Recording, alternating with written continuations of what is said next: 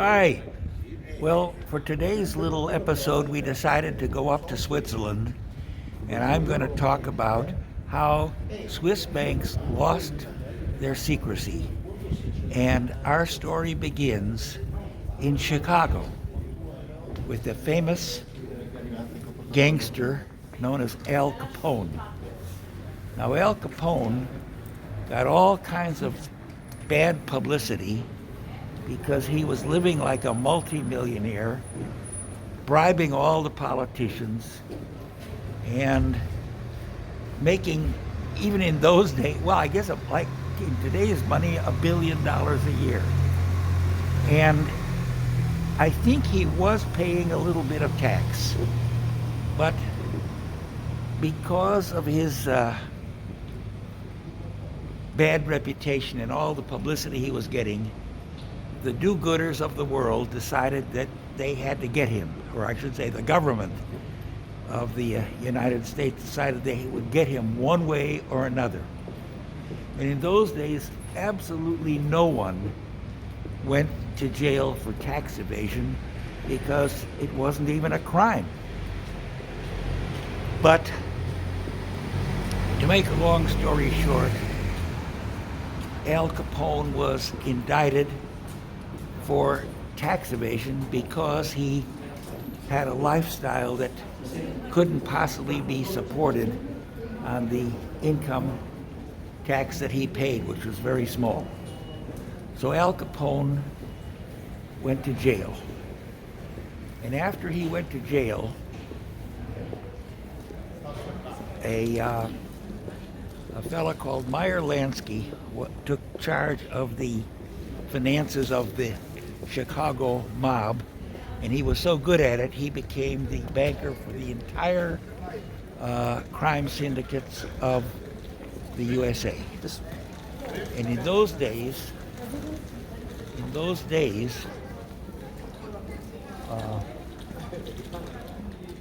there was no restrictions like we see today about moving money to Europe. So Meyer Lansky had this wonderful idea that if you made an awful lot of money, you would hide it in Switzerland, and if you wanted to spend it and be a high-profile guy, you would come to Europe, and you could gamble in Monaco, you could do what you wanted, or spend the money, your illegal earnings, your black money, you could spend it somewhere else outside the U.S., and you can avoid being prosecuted for income tax evasion. So, in those days, the mob would put all kinds of $100, in fact, you had $1,000 bills in those days. So they put $1,000 bills in a suitcase. Meyer Lansky would move it to Switzerland, which had bank secrecy, and if an IRS agent wanted to pursue that money, it was a dead end, because in those days the USA had a strict policy: we will not fiddle with the internal affairs of any foreign country, and bank secrecy was a strictly internal affair in Switzerland. Now, Switzerland wasn't the only place in the world that had bank secrecy. In fact, it was common in most countries. Mexico, South America, Philippines, you name it, had bank secrecy. It was an ordinary thing. Well, what happened was many movies now began to portray crooks and bad guys of all types as having secret Swiss bank accounts. And it was a plot of many movies to have these crooks strap all kinds of money on them, take suitcases to Switzerland, and then the Swiss would ship the money back, the US dollars, by airplane.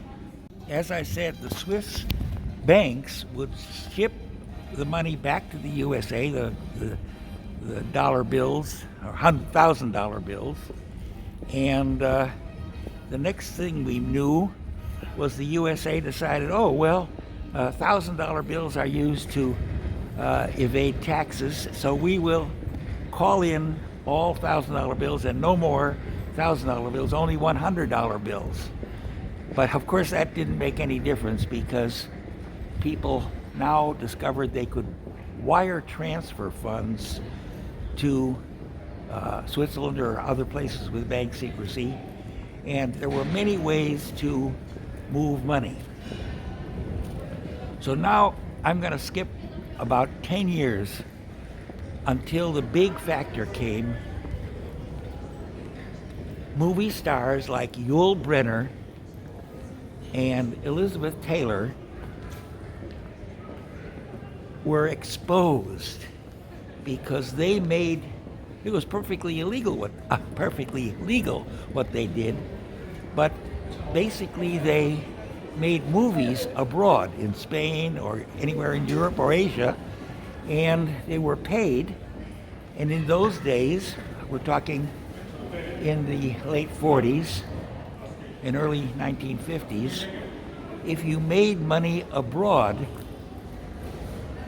you didn't pay U.S. taxes. But there was a lot of jealousy, I guess you'd call it, that here were these movie stars making huge amounts of money and not paying any taxes, but living in the States. So that is when the U.S. law was changed, and guess what? The U.S. became the only country in the world that taxed Americans or people with an American connection, even if they lived abroad 100% of the time. So that was the first major change. Now, you're wondering, how does this all relate to Swiss bank secrecy? Well, obviously, if you were a wealthy person and you had investments in securities or whatever that made money, if you kept your investments held by a Swiss bank, the income was not reported. And so many wealthy people who were not criminals, they decided, oh, Swiss banks and other banks that had secrecy, like the Cayman Islands, were a great place to keep what they used to call black money. Okay, so there was so much to do about these movie stars making money abroad that taxation now became in the U.S. based upon where you lived. Now, of course, if you were a wealthy person and had your investments in the name of a bank that held your account, you were committing tax fraud, no question about it. But you could never be caught because unless you were turned in by a relative or you were stupid enough to keep your bank statements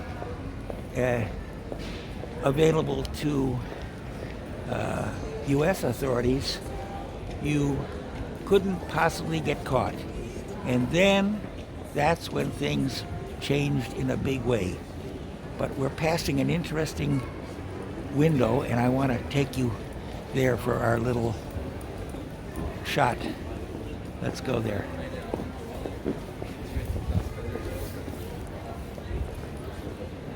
Now, you'd never find a window like this in Peoria, Illinois. Look at this window. And now we'll look at this one here. Wow, look, oh, can you get a good shot here? Okay. Well, that was just a little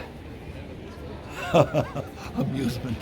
Okay, now we're walking along here in the nice Swiss town with lots and lots of banks of Lugano, Switzerland. It's very clean here, but lately the banks have been downsizing, and a lot of empty stores here you'll see used to be banks. So banks have been going out of business because of what happened next. And guess what happened next? This bank that we're passing right now, I think it was UBS, there was a fella who was employed here, just no big shot, just an ordinary employee, and he put on a CD-ROM the name of all the foreign account holders of this particular bank. UBS, I think it was. If it wasn't UBS, it was Swiss Bank Corp. In any event, he then took this CD and he sold it to Germany and the US for a huge finder's fee. And as a result, there was all kinds of indictments of people all over the world, in France, in Germany, and in the US, because they had these secret bank accounts that they thought were secret, but they were no longer secret. And there were so many of these people, not crooks. I'd say the vast majority were just rich people who kept their money abroad because they wanted privacy and they didn't want to pay taxes. In any event, what happened next, there was such an outcry that the various governments hired a private detective who I knew a little bit, and he was hired to suggest laws that would stop people from keeping money in foreign countries. And he suggested things like know your customer, so that every bank had to know exactly where the money came from that was being deposited. And then the banks, if they wanted to do any business in the US, for instance, and have a dollar account, they had to reveal the beneficial owner of all their accounts. So, to make a long story short, bank secrecy died. Here, you can take.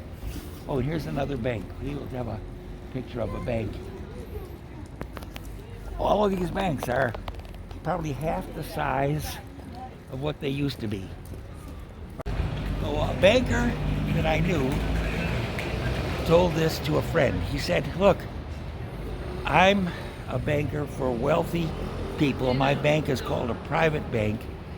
And if bank secrecy died, which it looks like it's dying, all my clients will go somewhere else.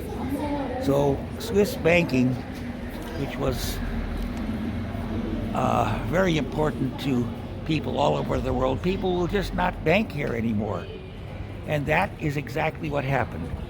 To preserve some of their clients, the Swiss banks said, okay, we'll open Swiss banks, our branches in the US and in Italy and in France and in Germany.